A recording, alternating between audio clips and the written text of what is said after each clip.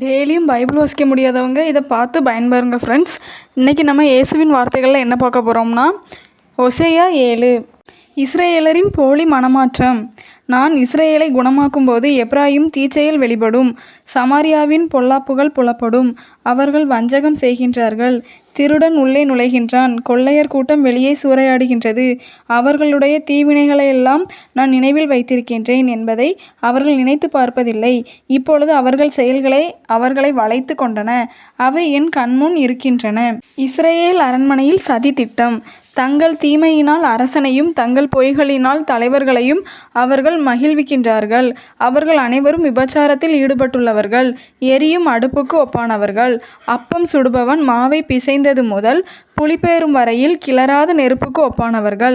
நம் அரசனின் திருநாள் என்று சொல்லி தலைவர்கள் திராட்சை ரசத்தால் போதையேறி கிடந்தார்கள். அரசனும் ஏளனக்காரரோடு கூடி குழாவினான். அவர்களின் இதயம் சதித்திட்டத்தால் அடுப்பை போல் எரிகின்றது.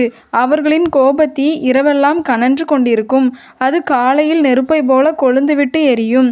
அவர்கள் எல்லோரும் அடுப்பை போல் அனலாய் இருக்கின்றார்கள், தங்கள் ஆட்சியாளர்களை விழுங்குகின்றார்கள். அவர்களின் அரசர்கள் அனைவரும் வீழ்ச்சியுற்றார்கள், அவர்களுள் எவனுமே என்னை நோக்கி கூப்பிடவில்லை.